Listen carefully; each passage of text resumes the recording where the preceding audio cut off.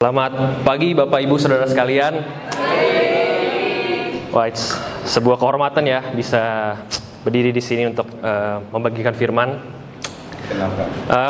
Buat yang belum kenal, perkenalkan, nama saya Timotius Kevin Santoso, biasa dipanggil Timi. Saya adalah anaknya dari Pastor Choeng dan Ibu Feni. Dan sekarang saya gereja lokalnya di Taiwan gitu ya. Jadi ini lagi liburan pulang ke sini gitu ya, dan Cie balik ke rumah gitu ya. Kayak I think beberapa yang kemarin datang waktu 3 minggu lalu ya, waktu pentabisan gitu ya. Aku udah bilang bahwa ya ini rumahku gitu. Serang tuh rumahku gitu. Dimanapun Tuhan letakkan gitu ya. Waktu pulang ya kemana ya, ke Serang gitu, karena ini di sini rumahku gitu. Dan waktu Om Steph pilih aku untuk bagikan firman gitu ya, jujur aku bingung mau bagiin topik apa ya gitu. Dan aku rasa selama seminggu ini banyak sekali Tuhan berikan konfirmasi bahwa apa yang hari ini aku bagikan itu sesuatu yang memang lagi dibutuhkan, memang lagi Tuhan mau sampaikan untuk jemaat di sini gitu ya. Amin. So sebelum itu mari kita berdoa dulu bersama-sama. Bapak, terima kasih Bapak untuk hari ini Bapak, hari yang luar biasa Bapak yang telah Kau berikan pada setiap kami Bapak. Sebentar kami mau mendengarkan firman Kau Bapak. Aku berdoa Bapak biar ada hati yang terbuka Bapak, ada hati yang siap untuk menerima firman Kau Bapak. Aku berdoa Bapak biar hari ini Bapak ketika firman Kau dibagikan Bapak, ada benih-benih itu Bapak yang tertanam subur Bapak dalam hati kami Bapak, dapat bertumbuh 30, 60 bahkan 100 kali lipat Bapak, untuk menjadi berkat bagi kami dan orang-orang di sekitar kami Bapak. Terima kasih Bapak, di dalam nama Tuhan Yesus kami berdoa dan mengucap syukur, dan semuanya percaya berkata amin. Oke. So, aku akan bagiin hari ini tentang sikap hati yang benar, gitu ya. Tadi offering Koinsan sudah singgung juga gitu ya tentang sikap hati yang benar, gitu, tentang perpuluhan, tentang persembahan kita sama Tuhan gitu ya. Tapi aku mau singgung tentang sikap hati yang benar secara general, secara umum, gitu ya. Di Amsal 4 ayat 23. Jagalah hatimu dengan segala kewaspadaan, karena dari situlah terpancar kehidupan. Gitu ya. Jadi hati kita adalah inti dari segala sesuatu di dalam hidup kita. Gitu ya. Hati kita adalah inti dari segala sesuatu dalam hidup kita. Bagaimana kita mau meresponin akan sesuatu hal, akan suatu masalah yang datang dalam hidup kita, itu tergantung hati kita gimana. Gitu. Sering sekali kadang-kadang dalam kehidupan kita gitulah ada masalah terjadi ya kan. It's very normal untuk masalah terjadi dalam hidup kita, konflik terjadi dalam hidup kita gitu ya. Gesekan satu dengan yang lainnya gitu. Tapi bagaimana sikap hati kita meresponi akan masalah tersebut, itu mempengaruhi masa depannya kita. Gitu. Masalahnya adalah banyak orang kadang tidak sadar akan hal ini. Gitu. Aku ambil cerita dari diriku sendiri ya. Gitu. Aku tuh dulu waktu kecil, gitu ya. Mungkin ada om tante di sini yang dulu ngajarin aku waktu sekolah minggu, gitu ya. Aku tuh dulu kalau kecil gampang banget namanya ngambek, gampang banget namanya sewot, gitu ya. Diomongin dikit, ditegur dikit, manyun langsung mukanya, gitu ya. Bahkan banyak sekali mungkin foto-foto kecil aku di rumah itu hampir sedikit sekali yang senyum. Gitu, foto-foto dulu manyun aja gitu, dibawa kemana manyun gitu. Namanya anak kecil gitu ya, lagi asik-asik main, terus mungkin papa mama dulu kan kecil, lucu, ayo sini Timi foto, nggak mau lagi main gitu kan, terus dipaksa foto akhirnya manyun lah, foto tapi manyun gitu, di foto gitu. Jadi buktinya sampai hari ini masih ada gitu di rumah, gitu ya. Dan aku tuh dulu waktu kecil tuh orang yang apa ya bahasa sekarang, senggol bacok, lu senggol gue bacok lu. Gitu. Kalau papi kan biasa bilang pendekar kan, gitu. Ini anaknya pendekar nih, gitu. Senggol bacok, gitu loh. Dulu sama Cece kalau di mobil naik kesenggol dikit, apa lu? Ngajak ribut ya lu? Padahal cuma naik doang kesenggol, gitu loh. Tapi meledak-meledak rasanya, gitu loh. Dan aku tuh dulu orang yang sumbunya pendek, dikit-dikit marah, apa-apa marah, ada sesuatu hal marah, gitu loh. Padahal nggak semuanya mesti dimarahin, pengen aja marah. Gitu loh, dan marah tuh sampai yang gimana gitu rasanya, gitu loh. Sampai aku inget banget sampai sekarang, papi tuh dulu ngomong ke aku, Timi, kamu kalau benar, kamu nggak perlu marah. Kalau kamu salah, kamu nggak berhak marah. Saya ulangin ya. Kalau kamu benar, kamu nggak perlu marah. Kalau kamu salah, kamu nggak berhak marah. Oh, ini saya ngerti begini nih. Kalau kamu salah, kamu nggak berhak marah. Oh iya dong, udah salah marah lagi, nggak tahu diri kan? Gitu. Oh iya, I get it. Tapi untuk bagian ini saya nggak ngerti. Kalau kamu benar, kamu nggak perlu marah. Buat saya itu aneh. Contoh, saya lihat Cece lagi bawa minum jatuh, ceprang gitu kan. Saya lihat, wah nggak bener nih bawanya tadi, sambil main-main misalnya, contoh kan. Saya marahin. Tapi marahnya yang kayak, oh Cece itu gimana sih, sampai yang meledak-ledak, gitu kan. Lalu dipanggil papi, Timi, kamu kalau benar nggak perlu marah. Di kepala saya nggak mungkin. Alkitab Yesus marah tuh sama orang-orang di bait suci. Kok saya nggak boleh marah kalau saya benar? Yesus benar nggak marahin orang di bait suci? Benar. Kok Yesus boleh, saya nggak boleh? Saya nggak ngerti. Dan di kepala saya selalu, saya benar, saya marah nggak apa-apa tuh harusnya. Kenapa nggak boleh ya? Gitu. Yesus di bait suci marahin orang karena dia ngerti isi hati Bapaknya maunya apa. Yesus dewasa secara rohani maupun secara emosi. Jadi waktu dia marah, dia nggak buat dosa. You see? Marah bukan berarti dosa. Tapi kalau kamu marahnya berlebihan sampai kamu perkataannya menusuk, melukai hati orang, sampai kamu berbuat dosa, nah itu jadi masalah. Gitu. Jadi sangat penting buat kita itu bertumbuh bukan hanya secara jasmani, bukan secara rohani, tapi juga emosi. Gitu. Karena emosi kita mempengaruhi kehidupan kita sehari-hari. Gitu ya. Atau I think tadi Ko Insa ada singgung tentang nilai ya. Gitu, dimana tentang perpuluhan persembahan gitu ya, tentang nilai gitu. Dan ngomongin tentang nilai, banyak sekali aku ngerasa di dunia ini zaman sekarang tuh nilai-nilai yang diputarbalikkan atau diplesetkan sama iblis. Contohnya di luar sana banyak sekali orang yang fight untuk kasih, love gitu loh. Dan mereka itu tidak mau disinggung sama orang. Perasaannya nggak mau disinggung, masalahnya nggak mau disinggung, tapi kamu harus mengasihi saya. Yang penting kamu mengasihi saya. Gitu. Jadi ketika mereka berbuat salah, mereka nggak mau ditegur. Waktu ditegur mereka bilang, kamu nggak mengasihi saya, kamu tuh nggak ngerti saya. Banyak di luar sana seperti itu. Anak-anak muda zaman sekarang juga banyak banget yang kayak gitu. Gitu. Nggak mau ditegur, nggak mau disinggung. Gitu loh. Waktu ditegur, papa tegur saya, papa nggak sayang saya. Mamanya tegur, mama nggak sayang saya. Mereka nggak tahu saya kayak apa rasanya di dalam. Memang nggak tahu. Papa mama bukan Tuhan gitu loh. Memang nggak tahu. Tapi yang tahu isi hati kita siapa? Kita sama Tuhan. Waktu teguran itu datang. Contoh, aku waktu itu pernah nonton satu video tentang ada podcast orang gitu ya. And I think it's very good gitu ya. Dimana dia bahas tentang anak-anak zaman sekarang dimana tuh maunya easy going, maunya apa-apa enak, mulus gitu ya. Dan nggak mau disinggung punya gitu lah. Lalu dia bilang, orang tuh kadang waktu dimarahin, waktu ditegur, mereka nggak bisa terima. Dengan alasan mau dimarahin, berarti nggak sayang. Kalau dia marahin saya, berarti dia nggak sayang sama saya. Kalau otoritas saya marahin saya, tegur saya, berarti mereka nggak sayang sama saya. Kalau saya tuh mau ditegurnya nggak mau yang keras-keras. Papi ini orangnya keras, saya nggak bisa ditegur sama papi keras-keras. Maunya yang lembut kayak siapa? Miss Erlina kalau ngomong halus gitu, halus. Belum tahu katanya gitu. Maunya sama Miss Erlina, kalau sama pacarnya saya nggak bisa terima. Tegurnya keras. Lalu orang ini kasih satu contoh yang buat aku tuh luar biasa. Dia bilang gini, kalau kamu punya anak kamu lari ke tengah jalan, lalu dia hampir ketabrak mobil, apa yang akan kamu lakukan? Kamu akan tarik dia, kamu marahin, nggak boleh kayak begitu, bahaya, lari-lari ke tengah jalan, ya kan? Tapi anak muda zaman sekarang maunya, nggak boleh gitu, sini, nanti kamu di sana ketabrak, ya nggak? Anak muda zaman sekarang pengennya gitu, kamu harus mengasihi saya, kamu harus mengerti saya dengan yang lemah lembut.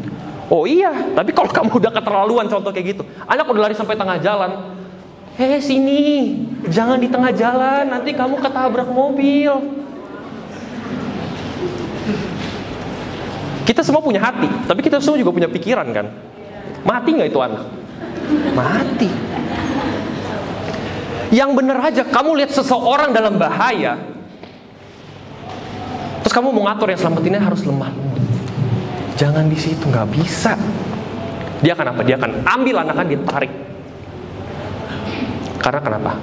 Karena papa mamanya sayang sama dia. Jadi it's not about the method. Itu bagaimana kita sebagai yang anak tadi ini nih, yang di tengah jalan ini nih, sikap hati kita gimana waktu teguran itu datang. Itu mempengaruhi.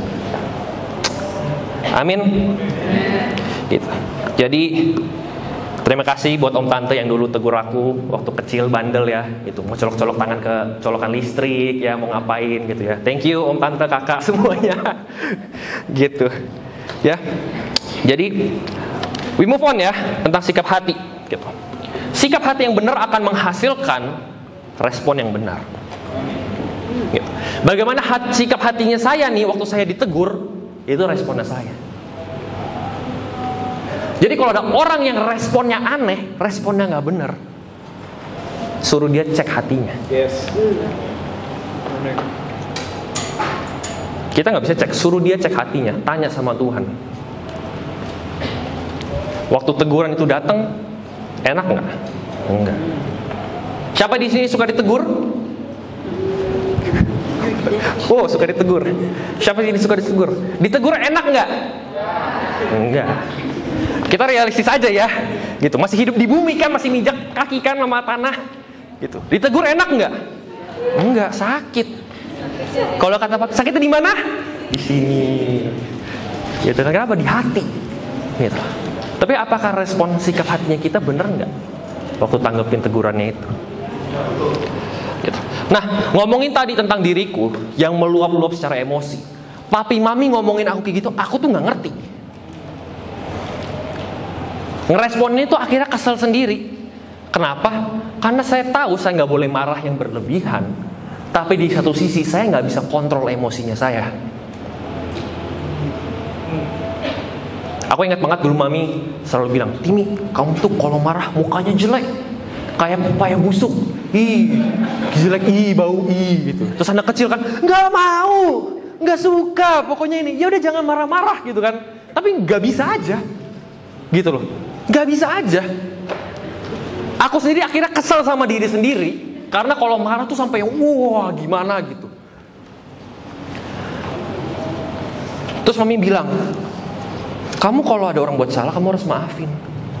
Tuhan bilang, jika ada orang tampar pipi kanan kamu, kasih pipi kirinya. Enak aja kasih pipi kiri. Sebelum ditampar ku tangkis, ku tabok dulu. Ya kali kasih pipi kanan pipi kiri, bodoh itu mah. Dulu aku kecil mikirnya gitu. Anaknya pendekar. Gitu kan. Tanpa diajarkan ilmunya turun. Wah gitu keluar.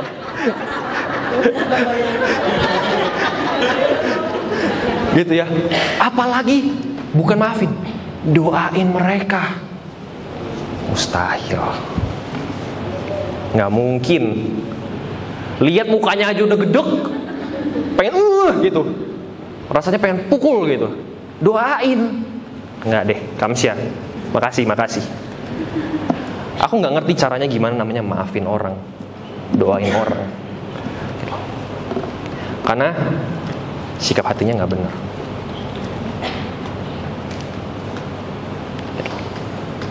Aku selalu mikir, marah kan manusiawi.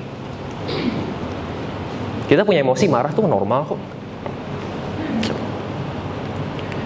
Masalahnya dunia ini banyak sekali mengajarkan kita mindset yang salah. Dan itu masuk tanpa kita ketahui. Gitu. Banyak sekali nilai-nilai yang dunia ini udah dibengkokin nilainya. Dan secara gak sadar tuh masuk. Dan kita jalanin sehari-hari tanpa kita ketahui. Gitu. Contoh di Alkitab tentang mindset yang salah. Kita buka di Lukas 10 ayat 38 sampai 42. Ketika Yesus dan murid-muridnya dalam perjalanan, tiba ia di sebuah kampung, seorang perempuan yang bernama Marta menerima dia di rumahnya. Perempuan itu mempunyai seorang saudara yang bernama Maria. Maria ini duduk dekat kaki Tuhan dan terus mendengarkan perkataannya. Sedang Marta sibuk melayani. Ia mendekati Yesus dan berkata, "Tuhan, tidakkah engkau peduli bahwa saudaraku membiarkan aku melayani seorang diri? Suruhlah dia membantu aku." Tapi Tuhan menjawabnya, "Marta, Marta, engkau khawatir dan menyusahkan diri dengan banyak perkara. Tapi hanya satu saja yang perlu. Maria telah memilih bagian yang terbaik yang tidak akan diambil daripadanya." Dulu waktu aku baca ayat ini, banyak sekali muncul pertanyaan-pertanyaan yang aku tanyain. Tuhan, ini maksudnya apa sih? Ini Tuhan datang ke rumahnya Marta dan Maria. Martanya sibuk melayani Tuhan, ya kan? Segala macam di dapur, siap-siapin. Marianya duduk di kaki Tuhan, dengerin. Marta marah. Ya. Marta marah, "Tuhan, suruh dong itu saudaraku bantuin aku. Nggak lihat tadi aku ini sibuk." Kalau dengan logikanya dunia, it's very normal kan? Ketika ada tamu penting datang ke rumah kita, kita akan siapkan dengan yang terbaik. Kita akan sibuk sana sini. Apapun yang ada di rumah kita keluarkan yang terbaik. Makanan yang terbaik, minuman yang terbaik, segala macam kita bongkar dulu nih. Gitu. Tapi Tuhan bilang, Maria telah memilih bagian yang terbaik yang tidak akan diambil daripadanya. Apa sih ini maksudnya? Aku nanya Tuhan ini apa maksudnya? Maria telah memilih bagian yang terbaik yang tidak akan diambil daripadanya. Bagian terbaik apa sih yang gak bisa diambil sama Tuhan dalam hidup kita? Hati kita. Maria dengan posturnya dia duduk di bawah kaki Yesus, dia dengerin. Dia bicara apa sih? Dia serahkan hatinya sama Tuhan. Dia serahkan seluruh hidupnya sama Tuhan. Di situ dia bilang, "Iya Tuhan, ini saya." Jadi dalam kehidupan kita bisa sibuk kayak Marta. Semua kita punya kesibukan, semua kita punya agendanya masing-masing, punya tanggung jawabnya masing-masing. Oh iya betul. Tapi waktu Tuhan datang, bisa nggak kita serahkan hati kita? Iya Tuhan, ini saya. You see, Tuhan ciptain semua makhluk hidup, tapi kita manusia itu spesial. Diciptakan serupa dan segambar dengan Tuhan, dengan Allah. Dan yang bikin beda tuh apa sih? Kita tuh punya free will, kehendak bebas. Kita bisa atur hati kita tuh mau kemana. Maka tadi kok insan bilang, di mana hartamu berada, di situ hatimu berada. Kok insan singgung ayat itu. It's true, kita bisa taruh hati kita mau di mana. Harta kita mau di mana. Kita bisa atur. Dan ini Tuhan gak bisa ubah. Yes. Tuhan gak bisa ubah hati kita. Papi tadi kesaksian tentang teman-temannya yang disembuhin. Oh iya, mereka terima kesembuhan. Tapi setelah itu, pilihan hati mereka. Mau kemana hidupnya? Betul. 10 orang kusta yang disembuhkan Yesus, mereka semua disembuhkan. Terima mujizat, terima mujizat. Tapi cuma satu yang kembali. Satu doang yang taruh hatinya buat Tuhan. Itu yang dimaksud. Maria telah memilih bagian yang terbaik yang tidak akan diambil daripadanya. Tuhan bisa ambil dalam hidup kita semua yang kita punya. Pernah baca ceritanya Ayub? Diambil semua sama Tuhan, anaknya, hartanya, everything, kesehatannya, everything. Tuhan gak bisa ambil apa? Hatinya. Dia tetap mau pegang sama Tuhan apa enggak? Maria ngerti dan Maria serahkan hatinya buat Tuhan.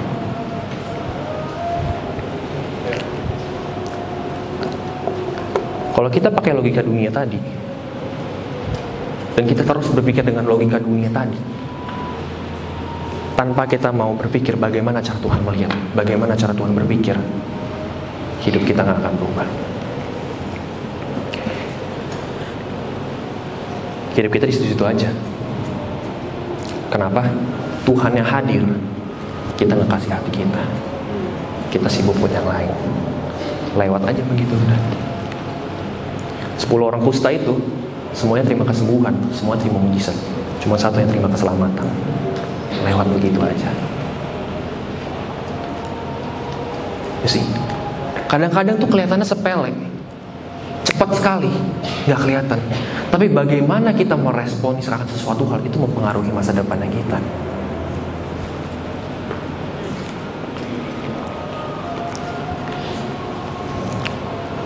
Kenapa sih kita nggak akan pernah bisa kemana-mana kalau kita terus pakai cara berpikir lama kita, cara berpikir dunia untuk kita bawa masuk dalam kerajaan Tuhan? Aku pakai satu ayat yang aku rasa umum sekali ya, Yesaya 55 ayat 8.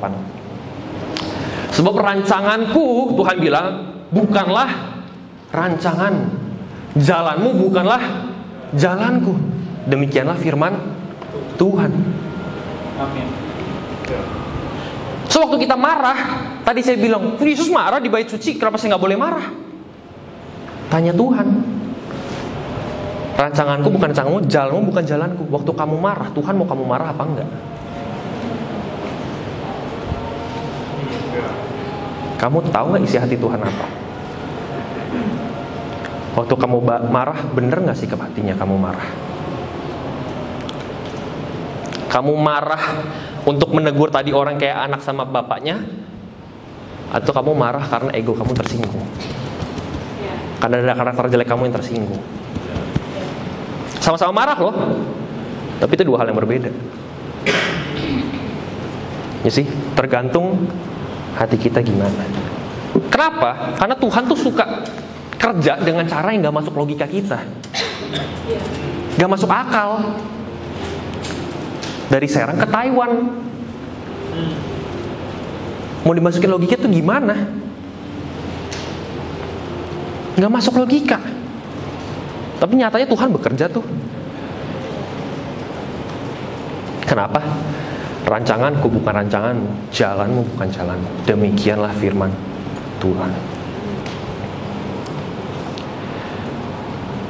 Jadi makanya waktu kita bilang, saya mau dipakai Tuhan, saya mau dipakai Tuhan, saya mau diutus Tuhan, saya mau dipakai Tuhan untuk memberkati orang banyak. It's not just your word, bukan cuma perkataan kita, hati kita taruh nggak di situ. Makanya sikap hati kita gimana sama Tuhan? Kita bisa loh datang setiap minggu, datang komsel, datang doa, tapi kita nggak taruh hati kita di situ. Jalanin aja secara rutinitas. Yes. Kamu datang gereja kenapa? Ya papa mama saya dari dulu ke gereja, saya ke gereja deh. Kamu loncat-loncat nyembah Tuhan kenapa? Ya karena kiri kanan saya loncat-loncat, musiknya asik, saya loncat-loncat deh. Beda, gitu. Dengan orang yang ngerti kenapa sih saya pergi hari Minggu? Karena saya tahu Tuhan siapa yang saya sembah, Tuhan mana yang hidup. Kenapa sih kamu nyembah Tuhan angkat tangan? Kenapa sih kamu nyembah Tuhan loncat-loncat? Saya tahu Tuhan yang saya sembah bangkit dari kematian.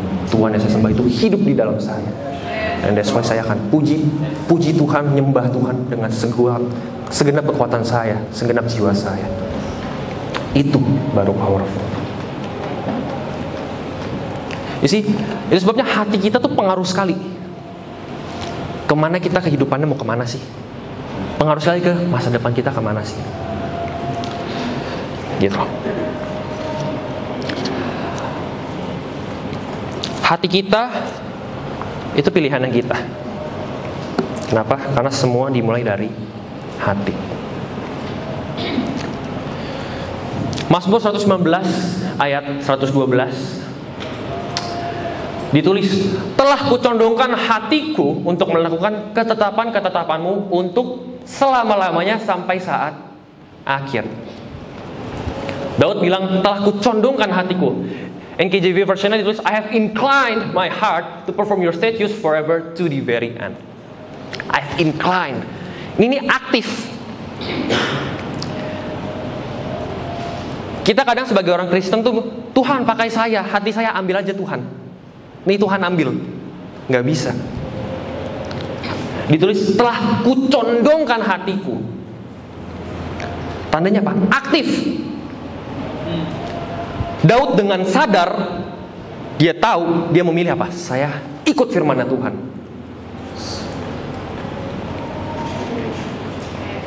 Dia nggak bilang, Tuhan, tolong saya dong arah ke sana. Nggak bisa. Dia pilih. aktif. Kenapa? Hati kita Tuhan gak bisa ambil. Hati kita, urusan kita sama Tuhan.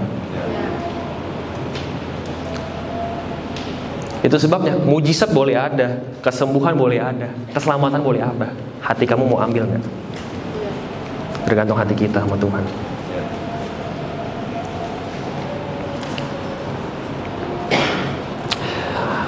Kita buka di Lukas 24 ayat 36. Ini cerita tentang murid-muridnya Yesus.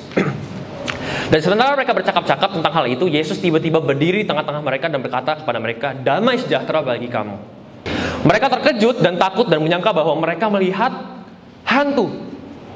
Akan tapi ia berkata kepada mereka, "Mengapa kamu terkejut dan apa sebab timbul keraguan-keraguan di dalam hati kamu?" Ini aku baca aneh nih. Ini cerita di mana Yesus tuh disalibkan, mati, bangkit lagi, muncul di depan murid-muridnya Yesus. Gitu. Waktu muncul mereka takut, kirain hantu. Yesus bilang, apa sebabnya timbul keraguan-keraguan di dalam hati? Jadi biasa pikiran ragu tuh munculnya di mana sih? Di kepala. Bukan di hati. Karena Yesus bilang, sebabnya timbul keraguan-keraguan di dalam hati kamu. Aduh, ini saya bisa nggak ya? Saya doain sembuh nggak ya? Kadang-kadang ada yang mikir apa di sini. Tapi tahu nggak, sebenarnya hati kita sama otak kita, pikiran kita tuh nyambung. Tapi selalu mulai dari hati kita. Sini boleh ragu nih. Sini boleh mikir nih, saya doain orang sembuh nggak ya? Tapi kalau sini kamu yakin, jalan. Balik lagi ke apa? Sikap hati kita gimana?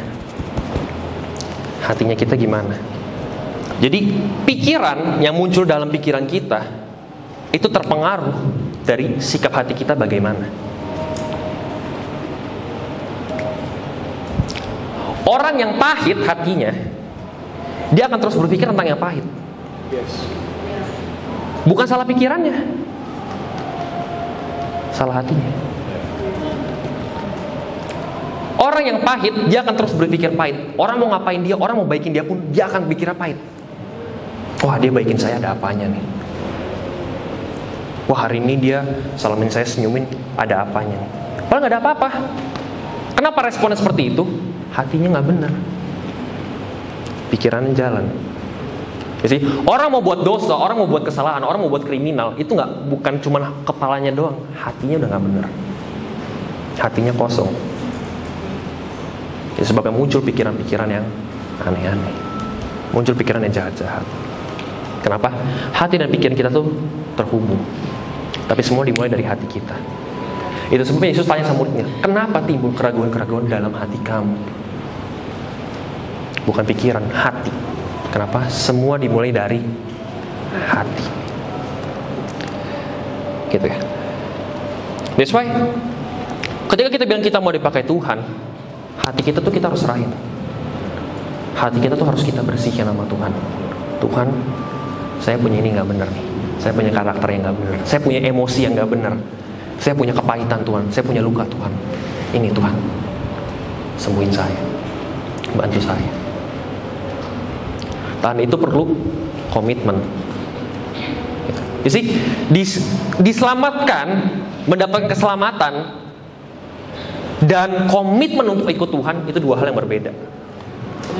Yes, betul. Diselamatkan Tuhan dan komitmen untuk berjalan sama Tuhan itu dua hal yang berbeda.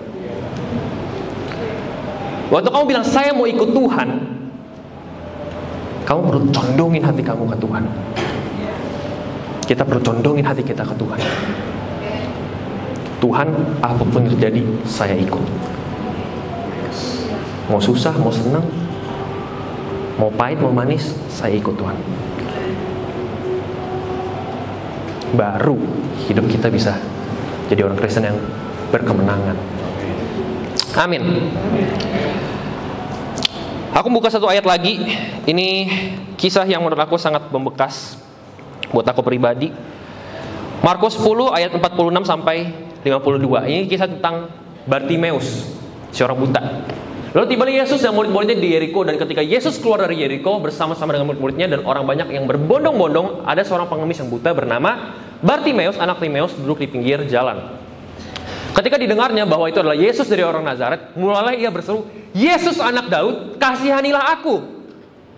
Banyak orang menegurnya supaya ia diam, namun semakin keras ia berseru, "Anak Daud, kasihanilah aku." Yesus berhenti dan berkata, "Panggillah dia." Mereka memanggil orang buta itu dan berkata kepadanya, "Kuatkan hatimu, berdirilah, ia memanggil engkau." Lalu ia menanggalkan jubahnya, ia segera berdiri dan pergi mendapatkan Yesus. Tanya Yesus kepadanya, "Apa yang kau kehendaki supaya aku perbuat bagimu?" Jawab orang buta itu, "Rabuni, supaya aku dapat melihat." Lalu kata Yesus kepadanya, "Pergilah, imanmu telah menyelamatkan engkau." Pada saat itu juga melihatlah ia, lalu ia mengikuti Yesus dalam perjalanannya. Bartimeus ini siapa sih? Bartimeus ini orang buta, gitu ya. Dan kita perlu tahu di zaman Yesus waktu itu, kalau ada orang yang tanda kutip cacat, itu berarti entah papanya buat dosa, entah kakeknya buat dosa, anaknya cacat. Gitu. Jadi it's very common, sangat umum untuk mereka berpikir, oh ini orang yang terkutuk karena neneknya, kakeknya, siapanya buat dosa dan gak dibayar, maka anaknya cacat. Bartimeus ini buta. Dan kita perlu tahu, orang buta pada zaman dulu itu punya jubah untuk menandakan mereka itu orang buta. Nih, mantel. Jadi mereka tuh punya jubah untuk mereka menandakan mereka tuh orang buta. Dan mantel inilah yang memperbolehkan orang buat kasih duit. Jadi orang buta tuh pakai mantel, dia duduk. Kalau dia cuma duduk di pinggir jalan nggak pakai mantel, minta-minta, nggak bakal ada yang kasih. Jadi ini nih apa sih? Mantel ini bicara apa sih? Jubah ini bicara apa sih? Identitas orang sebagai pengemis, sebagai orang yang perlu kasihan, orang yang perlu bantuan. Gitu. Nah kita tadi lihat sikap hatinya Bartimeus itu gimana sih waktu Yesus datang? Gitu ya. Waktu Yesus datang, dia kan buta, ya kan? Dia cuma bisa dengar. Dia ngapain? Dia berseru, "Yesus anak Daud, kasihanilah aku." Tapi banyak orang di sekitar dia tegur dia, "Woi diem, orang buta berisik." Bisa diem gak sih? Ngapain sih Tuhan lewat teriak-teriak? Semua juga tahu Tuhan lewat, lu kan buta, gak bisa lihat.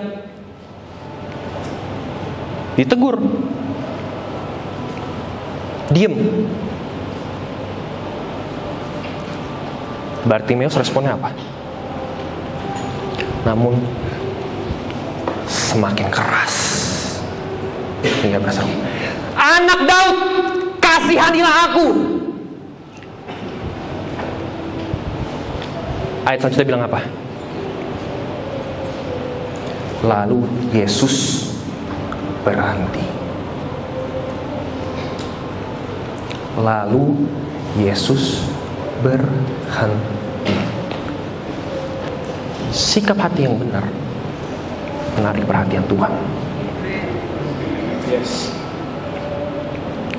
Bartimeus boleh buta, dia boleh dicap sama orang-orang buta, orang terkutuk, tapi dalamnya dia gak pernah pahit. Tahu dari mana sih dia dalamnya gak pernah pahit? Waktu Yesus tanya, "Apa yang hendak kau? Mau apa sih lu?" Gitu loh bahasa sekarang, "Lu mau apa sih?" Kalau dia pahit, hatinya pahit, dia akan marah. Katanya lu Tuhan, gak bisa lihat, buta, pakai nanya mau ngapain? Sembuhin dong. Make sense tuh? Masuk logika tuh? Sah-sah aja gak sih dia begitu sebenarnya? Sah-sah aja. Tapi sih, bagaimana kita meresponnya akan sesuatu tergantung sikap hatinya kita. Bartimeus dalamnya nggak pahit. Dia cuma dengan apa ada yang dibilang, Tuhan, rabuni supaya aku dapat melihat. Tuhan, iya saya buta. Saya butuh pertolongan. Saya butuh Engkau. Dan waktu Yesus panggil, dia copot jubahnya. Dia nggak bawa mantel embel-embel, gue pengemis nih, bantuin gue dong. Dia tinggalin.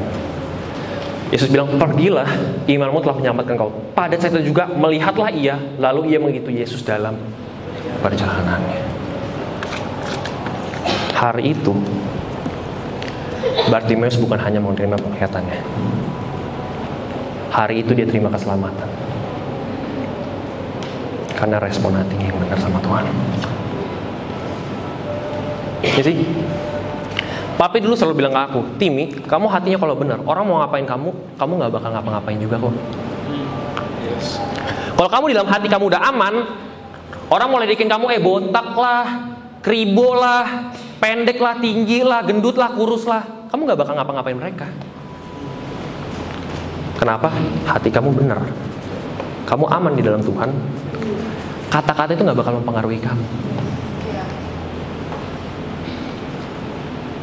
Tapi kalau hati kamu nggak benar, orang ngomong dikit aja, rasanya kayak pengen berantem, marah. Bartimeus seumur hidupnya dia buta, tapi dalam hatinya dia nggak pernah pahit. Kalaupun dia pahit, momen Tuhan datang dia lepasin. Tuhan, ini saya buta Tuhan, saya butuh pertolongan. Jadi kadang-kadang kita tuh sebagai orang Kristen, ketika Tuhan datang dan mau bantu kita tuh punya ego yang terlalu tinggi sama Tuhan. Gak apa-apa kok Tuhan, saya gak apa-apa, saya baik-baik aja kok Tuhan. Padahal dalam sini kita terluka, dalam sini masih ada yang gak benar, dan kita gak mau serahin. Ini kita responin gitu, gak apa-apa kok Tuhan, gak apa-apa. Sikap hati kita menentukan respon, dan respon kita menentukan Tuhan bisa bekerja nggak dalam hidup kita. Bartimeus waktu dia ditegur kalau dia pahit, yaudah deh saya orang buta deh ya, saya pojok lagi deh ngumpet. Hari itu dia nggak akan terima kesembuhan, hari itu dia nggak akan terima keselamatan. Tapi waktu dia ditegur orang, dia berseru lebih keras lagi sampai Yesus berhenti. Bisa bayangin, teriakan Bartimeus menghentikan langkah kaki Yesus. Wow. Dan setelah dia sembuh, ayat 52, ia mengikuti Yesus dalam perjalanannya. Bisa gak sih, dia habis terima keselamatan, dia lihat, dia balik lagi ngemis. Kan gue orang buta tadinya kan, dijauhin orang kan, nggak punya apa-apa toh. Ya udah, habis disembuhin gue ngemis lagi dong, buat gue hidup, buat gue makan. Logika nggak? Logika. Tapi Bartimeus ngerti apa yang dia terima, dan dia nggak sia-siakan itu. Dia mengikuti Yesus dalam perjalanannya. Dia udah copotin jubahnya, dia tinggalin. Dia nggak balik lagi ngambil jubahnya. Dia nggak balik lagi ke identitas lamanya. Dia tahu identitas lamanya udah dilepasin sama Tuhan, dan dia jalan sama Tuhan. Makanya it's not about, bukan tentang mujizatnya, bukan tentang kesembuhannya. Kadang kita sebagai orang Kristen tuh suka memfantasikan Tuhan. Tuhan mana buktinya? Semua orang di Alkitab, hampir semua orang di Alkitab yang disembuhin Tuhan, mereka lakukan dulu baru lihat. Mereka taat dulu baru lihat. Tapi kita tuh kadang-kadang sama Tuhan, kita tuh pengen lihat dulu baru taat. Buktinya mana Tuhan?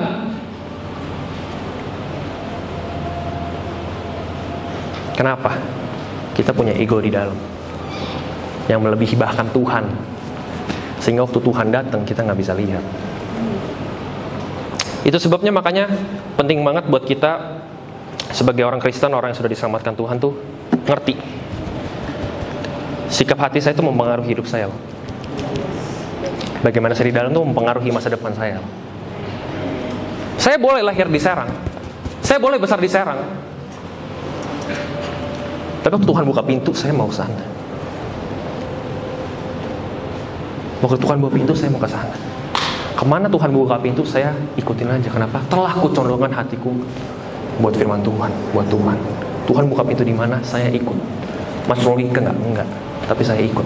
Kenapa? Saya tahu saya ikutin siapa. Bukan cara saya, tapi cara Tuhan. Jadi bagaimana sih caranya saya punya sikap hati yang benar? Nomor 1, berdoa.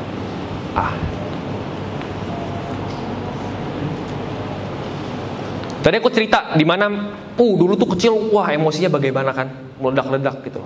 Disuruh mami kontrol, kamu harus kontrol. I tried, saya coba, gak bisa. Sampai kapan sih saya berubah?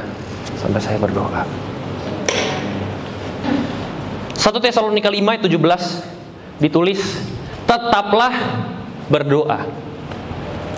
NKJV version tulis, pray without ceasing, tanpa menyerah, tanpa berdoa. Doain terus. Tuhan, saya punya masalah emosi.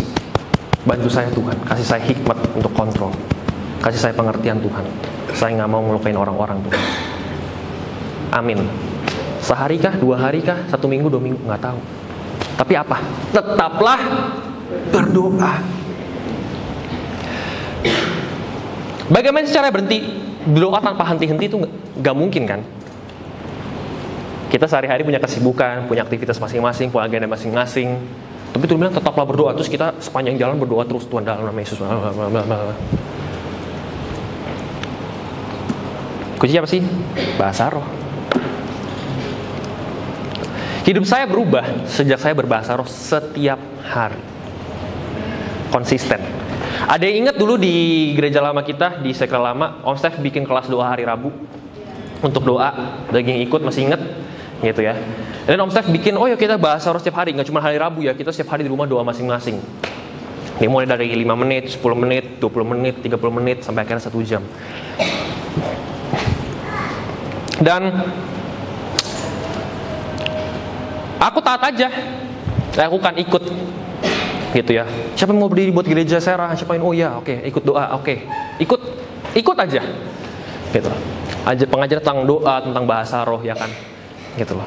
Berbahasa roh 5 menit, 10 menit. Ada yang udah ngalamin apa enggak? Gitu. Om Zef dulu ajarin bahasa roh itu kalau kamu konsisten, hidup kamu akan berubah. Kamu akan lihat, tapi perlu konsisten dulu. Gitu. 5 menit, 10 menit, siapa yang udah berubah? 1 tangan, 2 tangan, 1 orang, 2 orang mulai, hidup saya mulai begini, hidup saya mulai gitu. Saya enggak. Doa 15 menit, 20 menit setiap hari, berubah enggak? Saya enggak. Sampai sempat mikir, nih saya doanya bener apa enggak ya? Bahasa roh saya sama dia sama apa enggak ya gitu loh. Jangan-jangan bahasa roh dia lebih mantap nih, saya enggak gitu. Ada yang salah enggak ya gitu? Apa saya waktu berdoa, hati saya kah, apa saya kah Tuhan? Enggak ada yang berubah. Dan aku tahu salah satu masalah dalam hidupku itu yang paling mempengaruhi itu emosiku yang terlalu meluap-luap. Sampai akhirnya waktu 30 menit konsisten 1 bulan, diulang lagi bulan kedua. Masih ingat banget aku. Di situ aku lagi duduk, lagi belajar, siang-siang lagi duduk di meja belajar. Tiba-tiba Tuhan ngomong dalam hatiku. Lebih penting bungkusnya atau isinya. Ngomongin kado. Pernah dulu muncul tuh viral banget nih, orang lagi ributin. Kalau kado, ada kado nih, penting bungkus kadonya atau isi kadonya. Kamu mesti pilih salah satu. Kalau kata saya bungkusnya. Kenapa? Bungkusnya harus menarik. Kalau nggak orang nggak akan mau ambil. Iya bungkusnya menarik, tapi kalau isinya nggak menarik, zong. Gitu kan? Ada yang bilang, yang penting isinya dong. Bungkusnya nggak apa-apa, jelek. Yang penting kan isinya. Mau bungkus koran nggak apa-apa, yang penting isinya berlian, ya kan? 1 juta, 5 juta, yang penting nggak apa-apa, yang penting koran. Gitu kan? Dulu aku megang yang mana sih? 2 ini, bungkus atau isi? Dulu aku megang apa? Isinya, yang penting isinya. Dan karena aku megang mindset ini, gitu ya. Banyak sekali ketika aku ngomong sama orang dulu, aku ingat banget dulu, Ko Insan ngomong, timing itu kalau ngomong, nusuk. Kalau betadin tuh udah nggak di luar katanya, diminum sampai dalam. Soalnya kalau ngomong tuh nusuk katanya, gitu loh. Nah, aku bilang memang iya, kan buat saya yang penting isinya dong. Kalau ada orang nggak benar, ada orang yang buat salah, saya tegur. Yang penting isinya, saya nggak peduli caranya gimana.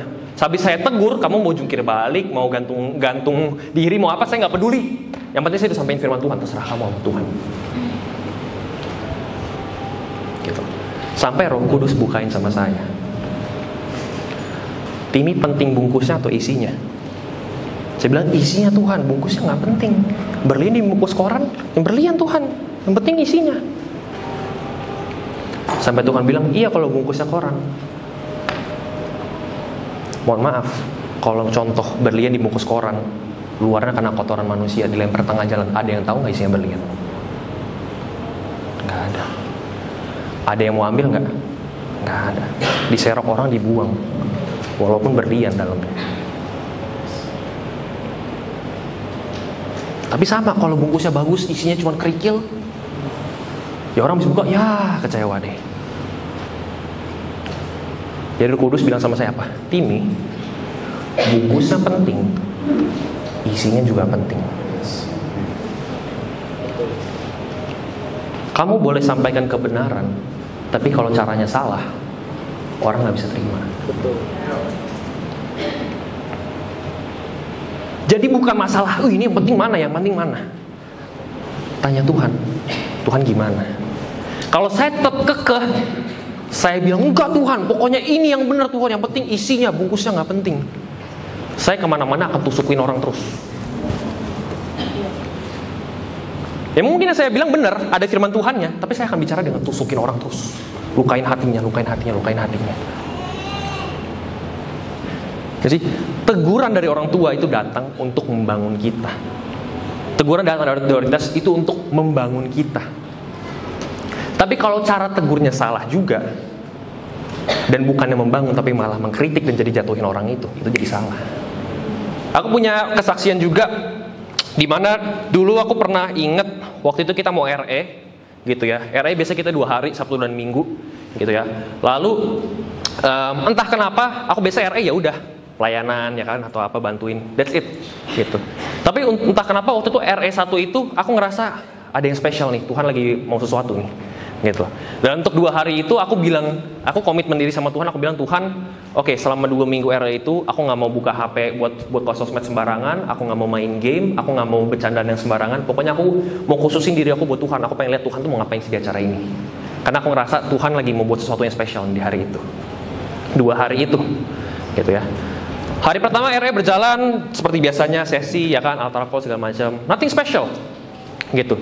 Di hari kedua, hari Minggu berjalan, lalu kita biasa ada break makan siang gitu. Nah waktu di break makan siang itu aku ingat aku lagi jalan gitu. Terus tiba-tiba di sana ada satu anak youth yang aku kenal gitu. Dia panggil, Timi, sini dong gitu. Aku datang ke dia, kenapa? Sini. Kenapa? Sini lagi. Dia dekat lagi kan. Sudah sampai bener-bener pokoknya dipanggil sampai depan mukanya. Setelah sudah sampai dia tanya, aku tanya kenapa? Nggak ada apa-apa sih, panggil doang. Terus ketawa-ketawa gitu, hahaha, sama teman-teman di sekitar, hahaha. Entah kenapa, karena mungkin aku udah bener-bener bilang aku nggak mau bercanda sembarangan. Waktu aku lihat dia kayak begitu, marah. Dalam hati tuh gudeg, bukan gedek lagi, gudeg. Pernah marah sampai sini itu panas. Kayaknya ini kalau kartun-kartun tuh ya keluar gitu. Marah tuh sampai sini tuh panas. Dan masalahnya aku tahu nih anak youth punya masalah apa. Gitu loh. Jadi di kepala itu udah siap khotbah. Pelurunya udah siap, krak gitu, tembak semua. Gini. Udah siap di kepala. Ujung lidah tuh. Waktu aku membuka mulut, suara Roh Kudus lembut banget, kecil banget. Stop. Halus banget. Nggak marah, stop, enggak. Stop. Lagi mau marah gitu, gitu. Pernah marah sampai begitu Bapak Ibu semua? Gitu. Tiba-tiba Roh Kudus bilang, stop. Dalam hati ngomong apa?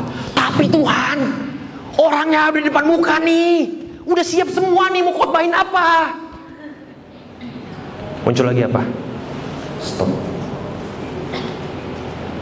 Tapi Tuhan, stop. Akhirnya karena diajarin waktu Tuhan berbicara kita harus taat. Gampang dibicarakan, susah dilakukan. Gitu ya. Taat. Ya udah, akhirnya aku apa dari situ? Udah mau khotbah ini, ya kan? Akhirnya aku apa? Udah gitu doang. Iya. Ya udah, selesai. Aku jalan. Masuk ruang tunggu. Dulu kita di gereja dalam ada ruang tunggu. Nah, biasanya kalau kita punya emosi yang meluap-luap, kita nggak salurin ke sini, kita akan salurin ke sana. Ya kan? Ya enggak? Iya apa iya? Ya kan? Saya marah sama Om Hari nih. Tapi saya nggak enak nih marah sama dia. Saya marah Pak. Pak, tau nggak sih Pak, tadi Om Hari begini gitu kan? Gak marah ke sana, salurin ke sana. Buangnya ke sana. Gitu kan? Saya juga dulu gitu. Gitu. Realistis saja, masih manusia semua kok ini. Realistis saja. Gitu loh. Anehnya, saya duduk di ruang tunggu.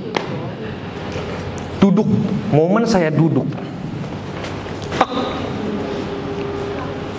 Itu emosi yang meluap-luap sampai sini tadi yang mau meledak gitu. Itu kayak botol wine dibuka, gitu loh. Rasa tuh kayak gitu. Gitu.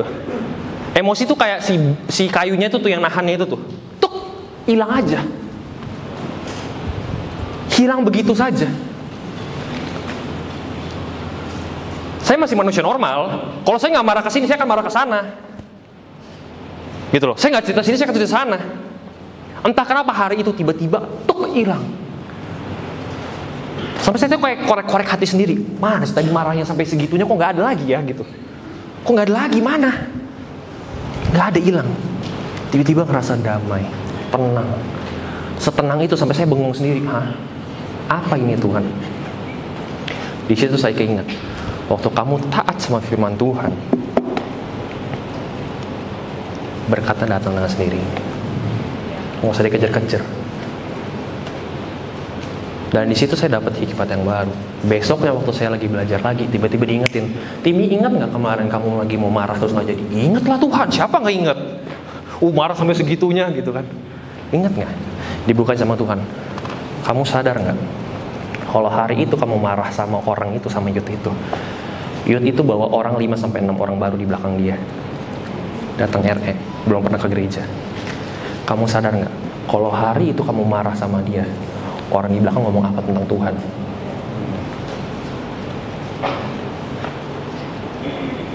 Di situ saya baru, iya. Cuman karena saya marah, orang bisa bilang, ini orang gereja juga nggak ada bedanya sama orang luar. Dibecandain dikit marah, tersinggung, nggak ada bedanya sama orang luar. Katanya anak Tuhan, mana Tuhannya?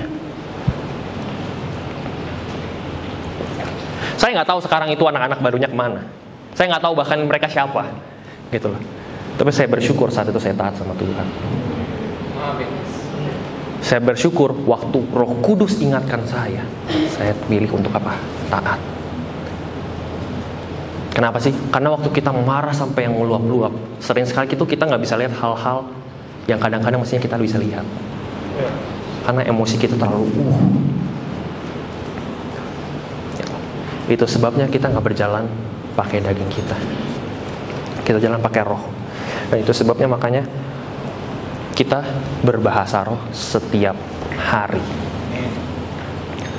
melatih manusia roh kita supaya apa? Supaya ketika momennya datang, konflik datang dalam hidup kita, kita tahu Tuhan mau kita ngapain.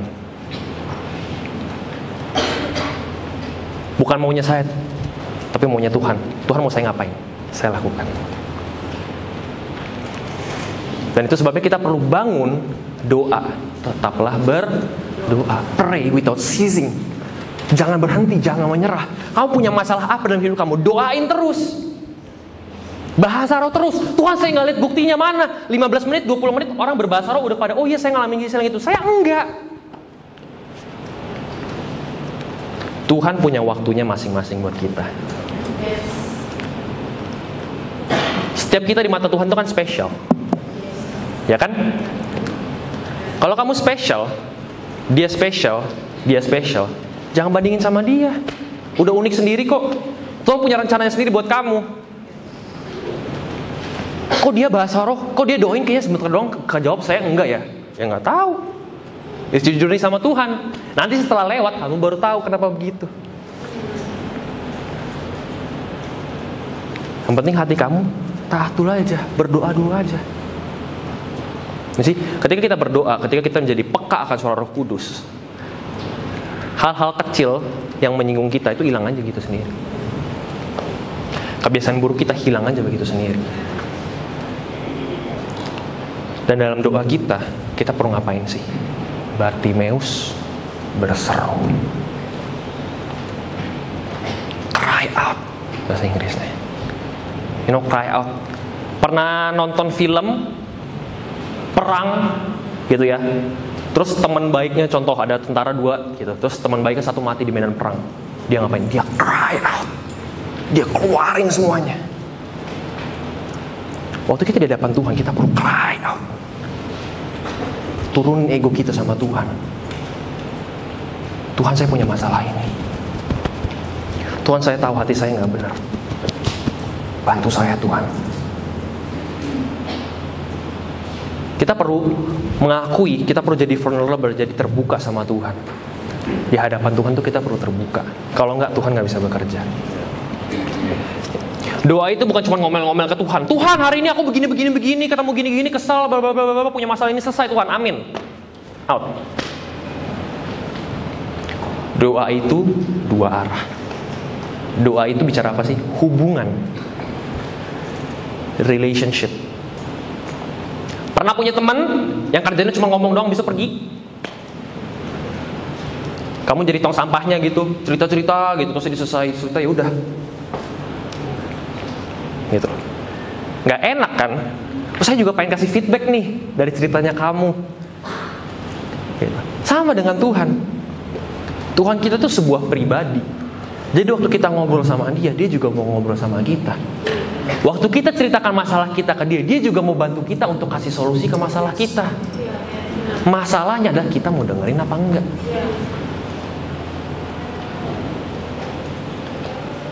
Kebanyakan orang Kristen, termasuk saya, gitu ya, berdoa tuh untuk ngapain sih? Untuk bikin enak hati aja.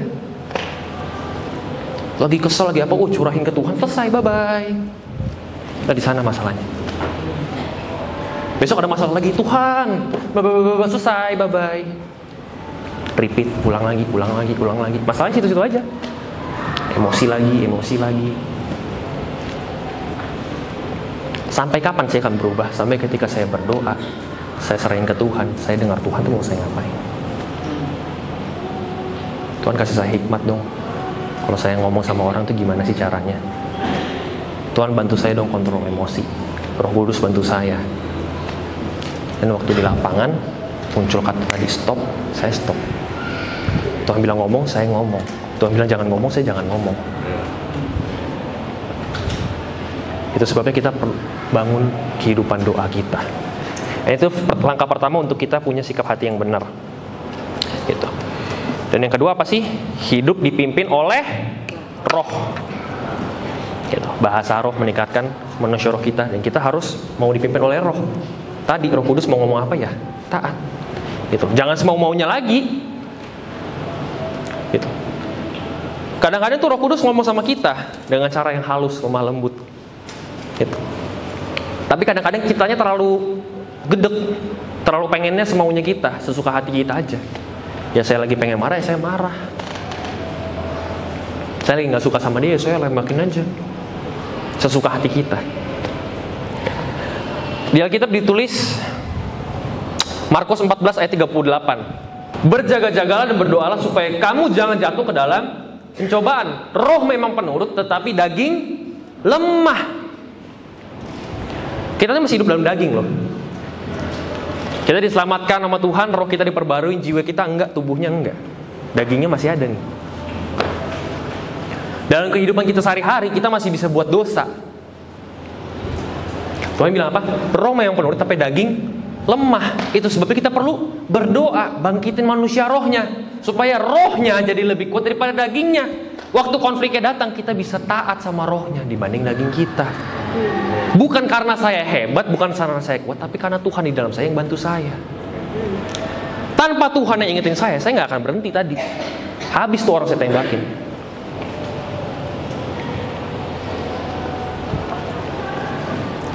Amin. Satu ayat lagi, Roma 8 ayat 14. Semua orang yang dipimpin roh Allah adalah anak Allah. Siapa di sini anak Allah? Amin. Alkitab bilang semua orang dipimpin roh Allah adalah anak Allah. Jadi dalam kehidupan kita sehari-hari kita harus dipimpin oleh roh. Kalau sehari-hari kita nggak dipimpin oleh roh, perlu pertanyaan anaknya siapa? Oh iya dong. Semua orang yang dipimpin oleh roh adalah anak Allah. Berarti anak-anak Allah itu orang yang berjalan dalam roh, bergerak dalam roh. Ya kan, dipimpin sama roh. Kalau sehari-hari kita tetap mau pakai egonya kita, emosi kita, hati kita lagi gimana rasanya. Kita anaknya siapa? Hidup kita boleh diselamatkan, tapi nggak memberkati orang lain. Hidup kita diselamatkan, tapi waktu ketemu sama orang bilang dia nggak ada bedanya sama orang di luar. Apa bedanya? Kenapa? Nggak dipimpin oleh roh. Itu sebabnya makanya waktu kita berdoa dipimpin oleh roh itu sangat penting. Dan itu akan membantu, for me, itu ngebantu sekali untuk merubah hati saya. Waktu saya belajar untuk tadi taat sama roh, saya baru lihat, oh saya punya kelemahan tadi ini mulai bertumbuh ya. Saya ingat banget waktu itu Om Steph tanyain, Pastor Steph tanyain, siapa di sini mau kesaksian? Ayo. Gak ada yang mau ambil mic, gak ada yang angkat tangan, itu kan gak ada yang berani, gitu kan. Terus tiba saatnya, oke, saya mau semuanya di sini ngomong ya, kata Pastor Steph. Oke, dari yang pojok dulu. Dari pojok, saya duduk di situ gitu. Wah, di pojok. Makin deket mic-nya makin keringetan tuh. Segede-gede jagung gitu. Waduh, ngomong apa ya? Waduh, apa ya? Oh, oke, Timmy. Kesaksian. Kamu ngerasain apa selama kamu berbahasa roh? Kalau nggak ada bilang nggak ada. Kalau ada bilang ada. Apa, ceritain. Dengan lantang nggak saya ngomong. Kalau aku sih, aku ngerasa jadi lebih bijak ya Om kalau lagi berbicara. Terus aku inget banget disorakin, wih, gitu. Abis itu kasih, waduh malu banget gitu. Tapi kenyataannya, memang pada saat itu saya ngerasa lebih bijak. Kenapa? Waktu saya ngomong sama orang, akhirnya saya mulai dengerin Tuhan ngomong apa. Bukan maunya saya apa. Dan waktu saya lakukan, saya baru lihat, oh ternyata Tuhan bisa loh bekerja lewat saya begini, walaupun saya emosinya belum stabil. Masih suka meledak-ledak, tapi gak apa-apa, itu oke. Oh belajar, oh salah, gak apa-apa, lakukan lagi. Akhirnya saya berasa, oh Tuhan tambahkan saya hikmat. Kenapa? I always pray for wisdom. Tuhan, saya marahnya gampang banget nih Tuhan kalau ngomong sembarangan. Tuhan kasih saya hikmat dong.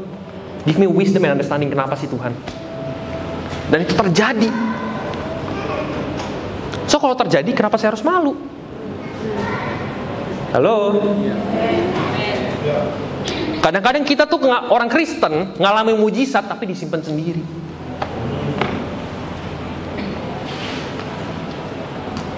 Atau berdoa. Aku ingat pernah bahas sama Cetasha gitu. Kita di Taiwan juga ada doa gitu ya, doa jemaat gitu kan. Gitu. Dan masalahnya adalah yang berdoa tuh orangnya itu-itu aja. 1 orang, 2 orang, 3 orang selesai. 1 orang, 2 orang, 3 orang selesai. Gitu. Sampai saya bilang waktu itu bahas sama Cetasha, kenapa ya kita kalau doa kayaknya kita doang atau siapa gitu. Sampai kita open up to each other dan bilang, ya kadang-kadang aku masih ragu juga sih. Tuhan kayaknya ngomong sama aku topik ini, topik A. Tapi dia udah doain duluan sebelum saya, jadi saya nggak doain lagi. Sering? Pernah? Jangan diangkat tangannya. Gitu. Oh saya pengen doain ini nih. Oh tiba-tiba Pak Coeng udah maju ke depan. Oh Om Hari udah maju ke depan, udah doain. Saya nggak jadi doain deh. Kan udah didoain. Jangan. Tapi saya dibuka sesuatu yang luar biasa gitu, dan saya mau share hari ini. Tahu nggak sih?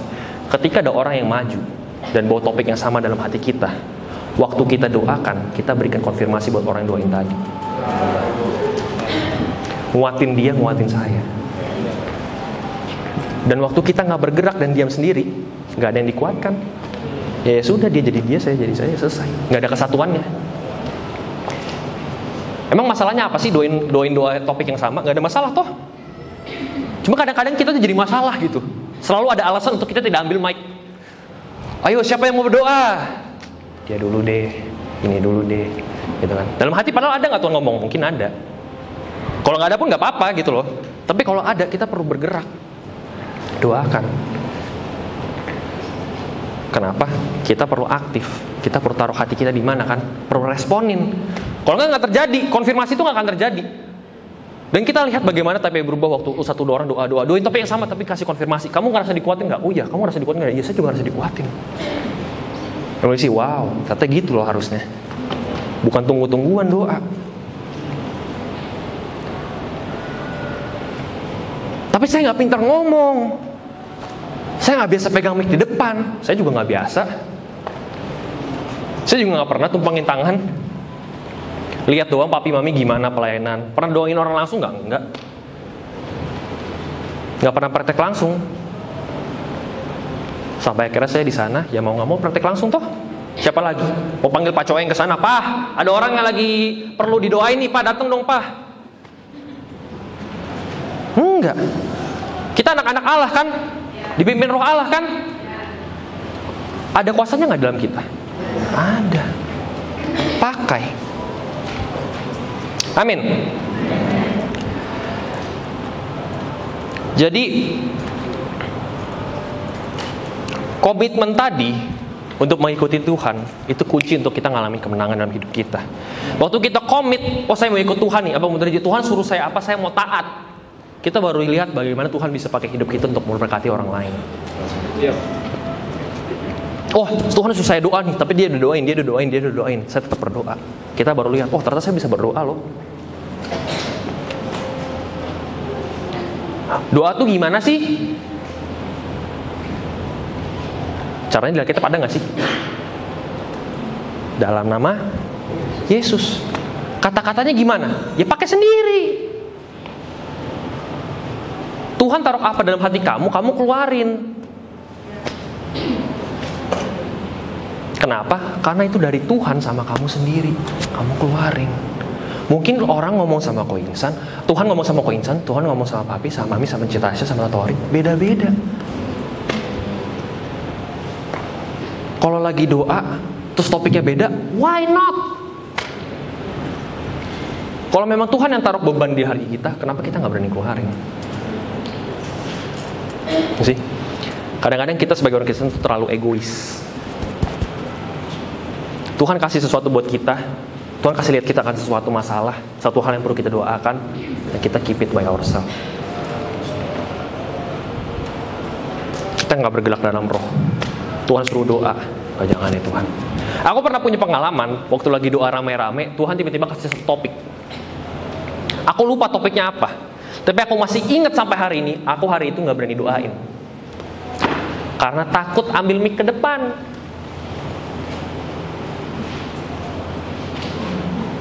Bapak, Ibu, saudara-saudari sekalian, saya perlu tahu, saya juga takut maju ke depan. Saya juga masih manusia. Waktu dikasih tahu mau khotbah di sini, saya pun deg-degan. Bawain apa ya? Sampai tadi detik terakhir pun saya masih deg-degan. Bisa nggak ya? Tapi saya belajar apa? Taat. Lakukan. Dan saya masih ingat penyesalan yang saya alamin waktu saya nggak doain topik yang Tuhan kasih. Sampai rumah tuh kepikiran terus, tadi kenapa nggak doain ya? Sampai besoknya, sampai seminggu 2 minggu masih kepikiran. Tandanya apa sih? Tandanya Tuhan bicara sama saya, dan saya nggak bertanggung jawab buat apa yang Tuhan ngomong sama saya. Dan itu egois. Doa kita tuh powerful. Doa yang kita perkatakan, setiap kita itu ada kuasanya. Ya, betul. Dan waktu kita nggak keluarin, kita simpan sendiri. Tuhan kasih apa, simpan sendiri. Kita hidupnya nggak akan berubah. Kitanya nggak berubah, orang lain juga nggak merasa diberkatin. Orang lain juga nggak merasa berubah.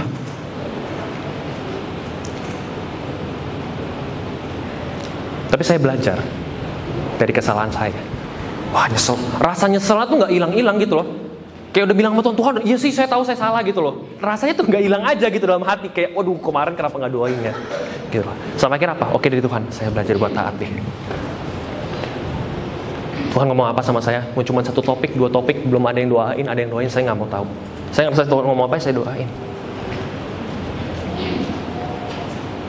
Tuhan mau apa, saya doain. Tuhan mau apa, saya doain. Sampai akhirnya pelan-pelan saya nggak kerasa kalau ngambil mic udah nggak segede-gede jagung. Adalah, tapi nggak segede-gede jagung. Itu masih grogi, masih apa ada. Tapi waktu saya berdiri, saya berasain, waktu ambil mic ke depan tuh ada kekuatan, ada keberanian itu yang dari Tuhan. Kalau ngomong tuh tiba-tiba tak berani aja. Saya baru ngerasa, ternyata saya diurapi Tuhan ya. Kenapa sih waktu saya gerak ambil mic? Kalau saya nggak ambil, saya nggak gerak, saya nggak akan ngalamin. Amin. Jadi yang ketiga, yang terakhir, poin terakhir, gimana cara kita punya sikap hati yang benar? Pegang dan lakukan firman-Nya. Pegang dan lakukan firman-Nya. Hati kita boleh terluka, hati kita boleh pahit, pernah terluka, pernah dilukai, pernah dikecewakan, ya kan? Tapi waktu Tuhan datang, jangan digenggam, lepasin. Tuhan suruh apa, taat aja. Mami saya bilang, kamu harus doain Timi, orang yang bikin kamu kesel. Ya nggak enak sih rasanya, ya itu belajar doain aja. Rasanya nggak enak, doain buat dia apaan sih? Taat aja. Jadi waktu kita lakukan, kadang-kadang kita mikir, gue doain buat dia enak dong diberkatin. Padahal dia jahat sama gue. Tahu nggak sih, waktu kita berdoa buat dia, hati kita diubahkan sama Tuhan. Karakter jelek kita dibuang sama Tuhan. Kita bertumbuh sama Tuhan. Dianya ya nggak tahu urusan dia sama Tuhan. Makanya waktu Tuhan bilang apa sama kita, firman apa sama kita pegang dan kita lakukan. Gitu. Waktu kita waktu punya hati yang terluka, ya kan, punya masalah, punya apa gitu, dan kita lakukan firman Tuhan. Tuhan bilang apa sih? Pergi, ya kan, layanin orang apa, pergi aja, gitu. Waktu kita pergi, kita baru akan dibukakan. Ternyata di luar sana tuh banyak loh orang yang punya masalah tuh lebih parah daripada kita, lebih brutal daripada kita. Bukan karena masalahnya lebih besar apa lebih kecil, lebih parah daripada kita, bukan. Karena mereka nggak punya Yesus dalam hidup mereka. Mereka nggak punya solusi buat hidupnya mereka, yang kita punya. Terus saya pergi. Pergi ngapain sih? Orang-orang di Taiwan juga, mereka selalu tanya, kita kalau nginjilin orang tuh gimana sih? As simple as hidup kamu diubahkan sama Tuhan gimana? Waktu kamu ketemu Tuhan, apa yang kamu rasain? Tuhan ubah apa dalam hidup kamu? Kenapa kamu mau ikut Tuhan? Masa sih gitu doang? Oh iya. Kata-katanya boleh simple. Kata-katanya boleh terdengar biasa aja. Tapi waktu kita taat sama melakukan firman Tuhan, urapannya ada. Waktu kita bicara, kata-katanya boleh simple. God bless you ya bro. Nangis orangnya. Kesaksian, jadi Tuhan tuh begini-begini dalam hidup saya, bla bla bla bla segala macam. Kamu ngerti nggak cerita saya tadi? Enggak. Mau terima Tuhan nggak? Mau.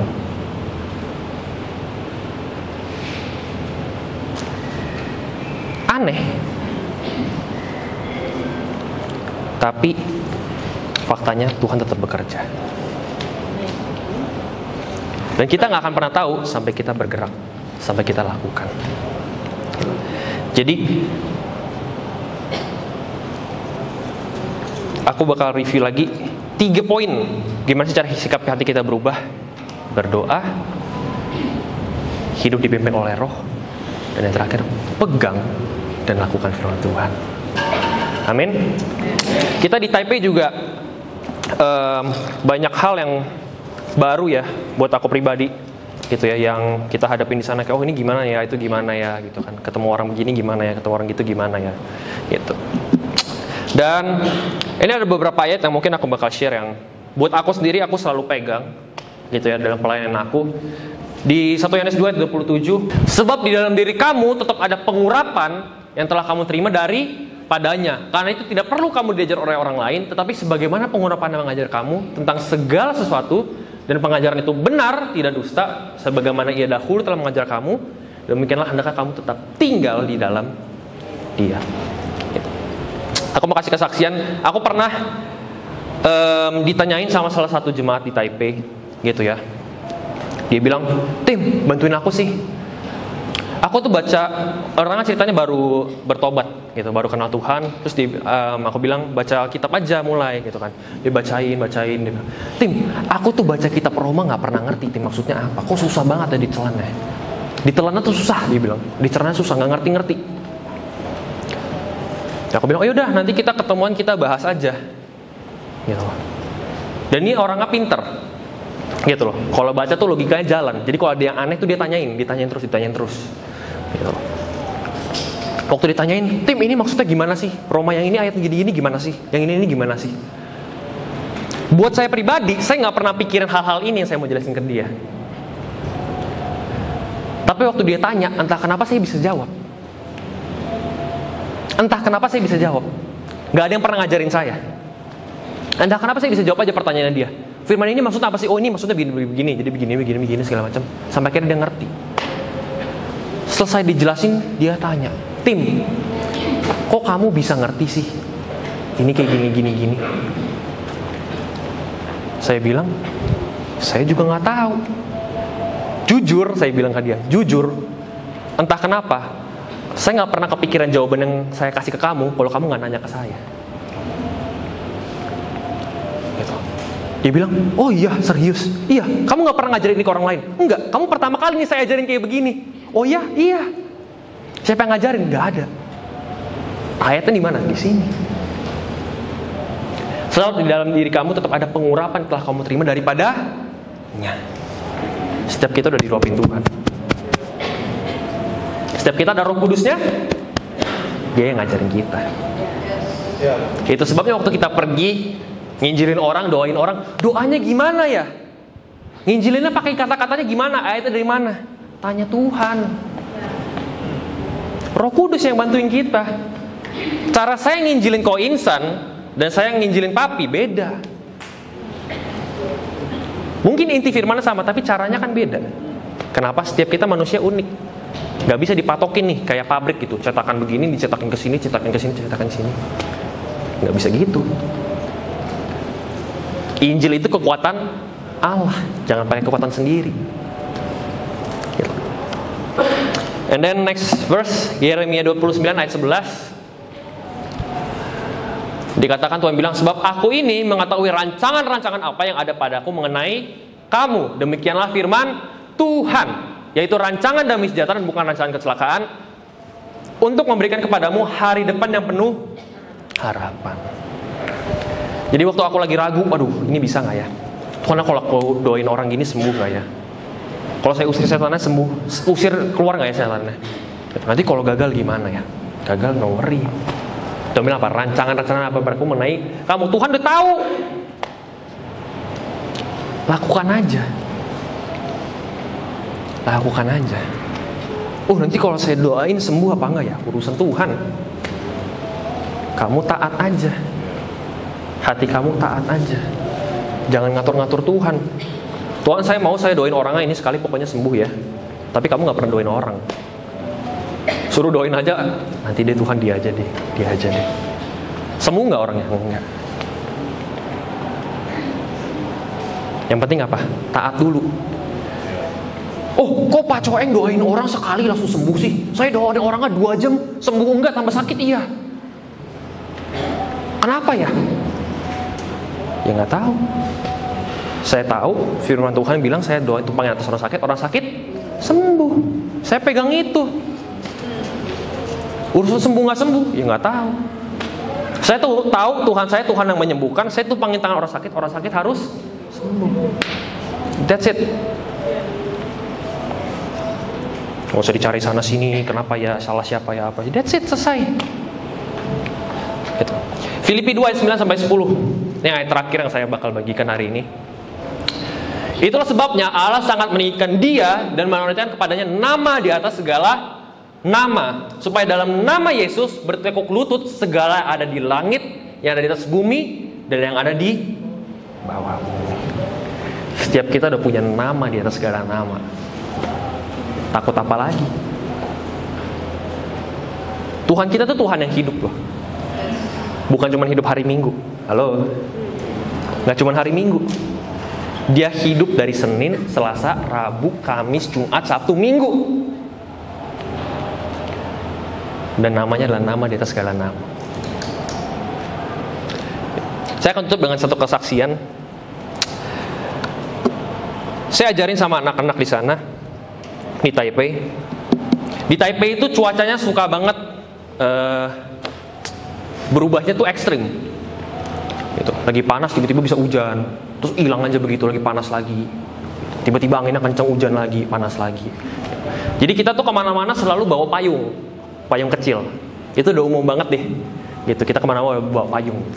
Nah, ada hari kadang-kadang di mana tuh kita lupa bawa payung. Kemarin habis pakai dijemur, pas pergi lupa diambil, gitu kan, atau hilang lah atau apa, gitu kan. Dan sering sekali tuh mereka bilang, oh iya kadang-kadang kejebak hujan nih, nggak bisa dateng, ya kan. Aduh, saya ini nih kejebak hujan. Kalau di Taiwan, di Taipei, yang tinggal di Taipei itu semuanya ada waktunya, ada schedule-nya. Jadi kalau telat nggak ada alasannya tuh gara-gara apa? Gara-gara macet lah apa enggak? MRT-nya udah ada jamnya, busnya udah ada jamnya. Jadi kalau telat memang orangnya telat. Gitu. Jadi alasan yang paling masuk akal mungkin cuaca, gitu kan? Nggak bisa diatur, yang lain diatur. Cuaca. Aduh, saya sorry nih nggak bisa datang ke sini, soalnya hujan.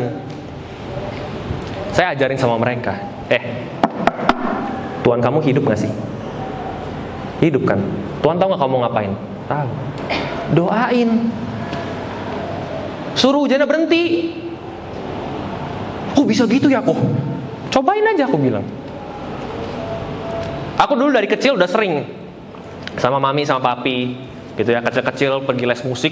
Tiba-tiba lagi di jalan di tol hujan gede, turak gitu, nggak ada angin, nggak ada hujan gitu gede. Ayo kids, basaro gitu, basaro kira ya masyarakat. Terus kecil-kecil gitu, in the name of Jesus, rain stop gitu. Doain terus aja gitu, in the name of Jesus, rain stop. Kecil-kecil. Dulu kalau orang kita kan aneh gitu ya, anak kecil ngapain sih tuh nyuruh hujan berhenti gitu kan? Soalnya kalau hujan gede, kita nggak bisa turun ke tempat les dan akan telat. Ayo kids, doain ya. Udah, doanya ngapain? Udah, dalam nama Yesus hujan berhenti, udah gitu doang. Nggak embel-embel pakai apa dulu gitu, enggak. Dalam nama Yesus hujan berhenti, namanya anak kecil. Anak kecil tahu apa sih? Nggak ada, polos-polos aja. Ya mau ngapain ya dia ngomong gitu. Dalam nama Yesus hujan berhenti. Dan itu lakukan terus-terusan sampai akhirnya berhenti. Tiap kali pergi ada hujan berhenti. Dan itu saya masih lakukan sampai saya di sana. Saya mau berangkat sekolah, cerah-cerah gitu, siap-siap segala macam, pas keluar, hujan. Wah becek nih kalau sampai sekolah segala macam bla bla. Dalam nama Yesus, hujan berhenti. Doain, sekali nggak berhenti, dua kali, ya doain terus aja sampai berhenti. Berhenti jalan. Entah kenapa, selalu setelah saya sampai tujuan, baru hujannya lanjut lagi. Aneh. Tapi entah kenapa begitu. Dan karena saya ngalamin, saya ajarin ke mereka. Kamu kalau punya acara, kamu tahu kamu mau ke sana. Dan Tuhan juga tahu kan kamu ke sana. Doain. Oh bisa gitu ya kok? Cobain aja. Saya cuma kesaksian aja, udah.